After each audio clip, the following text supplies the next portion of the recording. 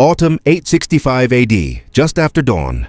The coast of East Anglia. Mist sits low over the shallows as the first hull grinds into wet sand. Not one ship, dozens. Oars knock against wood, iron rings clink. Boots hit the beach in heavy succession. Not like raiders hurrying for silver, but like men arriving with purpose. A horse on shore shrieks and jerks at its tether. Somewhere behind a dune, a shepherd drops his staff and runs. The first Vikings do not sprint inland. They turn back toward the sea and begin unloading. Barrels, spears, bundles of timber. More shields than a quick raid would ever need. One man drags a whetstone from a longship as if he expects to use it here, not at home. Another kneels in the surf to wash blood from an old axe head. Calm as a butcher at work. That is the first wrong note. For years, the pattern had been cruel but familiar. Longships appeared, monasteries burned, villagers died.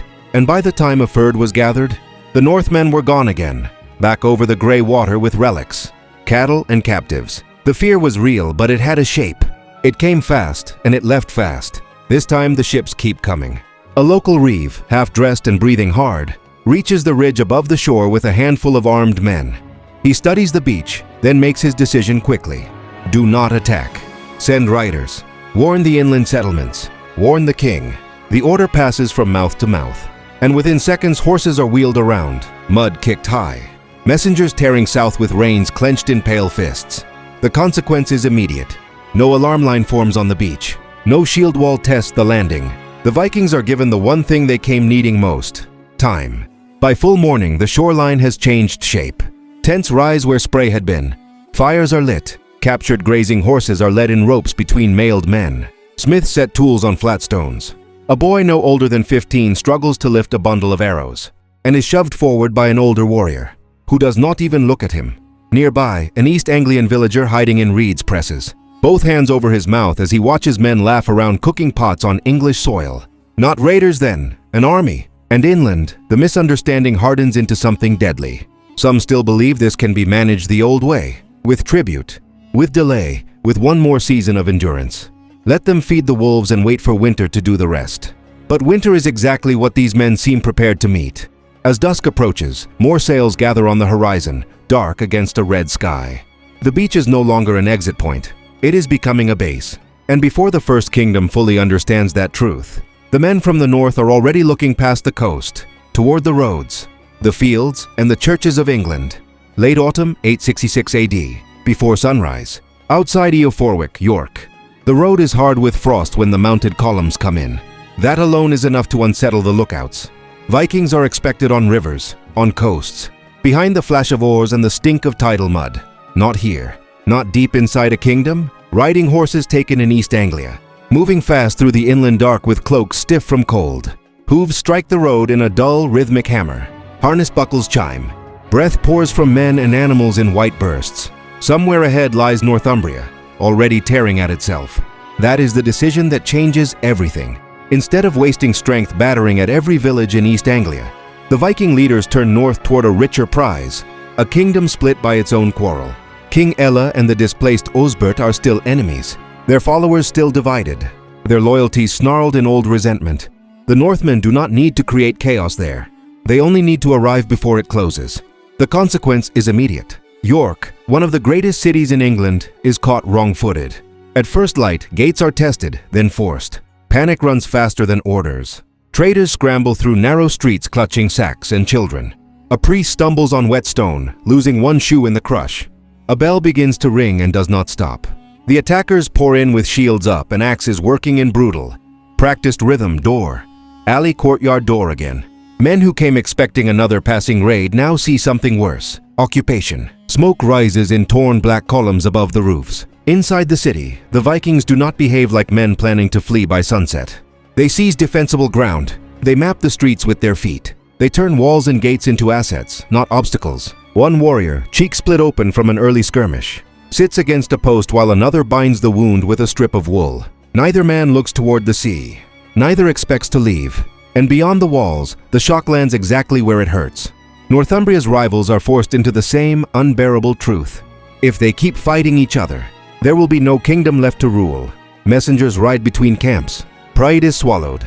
Oaths are remade in bitterness.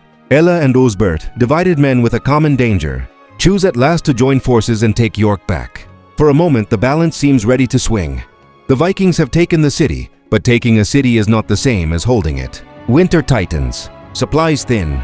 English numbers begin to gather beyond the walls. Spears rise in the pale light. Standards flicker in the wind. Somewhere on the rampart, an axe haft slick with old blood is gripped a little tighter, because now the trap may close from the outside. And when the Northumbrians come for York, they will come not as scattered victims, but as a kingdom desperate to erase its humiliation in one savage blow. 24th March 867 AD morning, York. The assault begins in cold fury. Northumbrian troops surge toward the city with the kind of courage that only appears when shame has become unbearable. Ladders go up, spears thrust through gate gaps. Men hammer at weakened points in the walls, shouting the names of rival kings who, only days earlier, would not have trusted each other with a cup of water. Now Ella and Osbert have made their decision. Strike together, break into York and kill the army before it can settle deeper into the kingdom. For one violent moment, it almost works. The defenders bend. English fighters force their way through part of the city's outer defenses, spilling into streets slick with slush and ash. A mailed warrior from the north stumbles over a dead horse and vanishes beneath spear points. A church door is torn open for cover. Somewhere in the crush, a young householder presses his wife and son flat behind a grain chest while boots. Thunder passed outside. The city becomes a maze of screams, mud, and splintered wood. Then the consequence lands. The Vikings do not break. They yield ground where it suits them, drawing the attackers inward, turning York's streets into killing lanes. Shield walls lock across alleys. Axes swing from behind corners. Javelins appear from smoke. Men who entered with the confidence of rescuers suddenly find themselves trapped between walls, unable to spread out, unable to breathe properly beneath helmets damp with sweat and blood. The fighting becomes close enough for teeth to show. You can feel the battle shrinking, open attack collapsing into hand-to-hand butchery. That is where Northumbria comes apart. Both kings fall in the chaos. Later tradition would make much of their deaths. Later writers embroidered vengeance and legend around them. But in the moment itself, what matters is simpler and more brutal. The kingdom loses its center while the streets are still fighting. Word moves unevenly, then all at once. Osbert is down. Ella is down. Standards waver. Men who had come forward behind royal authority now look up and see only smoke, strangers, and no clear order at all. Panic spreads faster than any command. Some try to drag bodies free. Some hold their ground too long and are cut down where they stand. Others run for breaches that are already clogged with dead and wounded. A Northumbrian soldier, face blackened with soot, drops his shield because his fingers have gone numb around the grip. Another kneels beside a brother he cannot lift. The city swallows them in pieces. By afternoon, York belongs to the Vikings. Not just plundered, held. And with Northumbria broken, the balance of England changes at once. One kingdom has been ripped open. Another will be measured next. Far to the south, Mercia is about to discover that the army in York has no intention of staying still. Winter, 874 AD.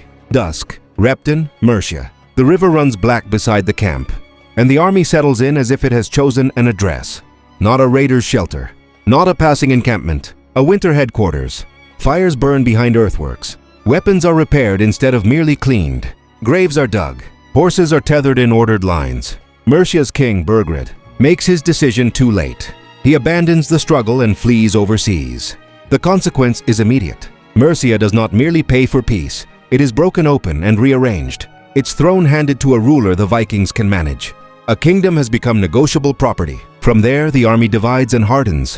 One part moves north, another presses south. This is the new terror. The enemy no longer arrives as a single storm to be endured, but as a force that can garrison, bargain, harvest, and return. In village after village, people begin to understand the change through small, humiliating details.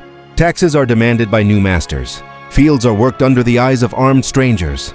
Church bells still ring, but now they ring in places ruled by men who came first by sea. An old woman hides a silver cross beneath floorboards with hands swollen from cold, as if England itself is being tucked out of sight piece by piece. Then Wessex nearly goes the same way. January 878 AD, midwinter, Chippenham. A surprise attack drives Alfred into flight. For a moment, the last major Anglo-Saxon kingdom seems ready to fold. The king is pushed into the marshes of Athelney, into waterlogged refuge, hunger, and silence. But Alfred makes the decision his rivals could not. He does not chase glory too early, and he does not buy a little more time with silver. He disappears, gathers, waits, and then calls Wessex back to war. The consequence comes at Edington. There, the West Saxon shield wall holds, presses and finally breaks Guthrum's army. Men who had spent years advancing are forced to yield ground. Then hostages, then terms. But even that victory does not restore the old world, because the Northmen are not driven out of England. They remain. In the north and east, Danish rule takes root in law, settlement, language, and landholding, the region later known as the Danelaw. What the Saxons once mistook for a season of raids has become a permanent division of the country. The longships had come as predators. They stayed as rulers, and England would spend generations living with the mark they left.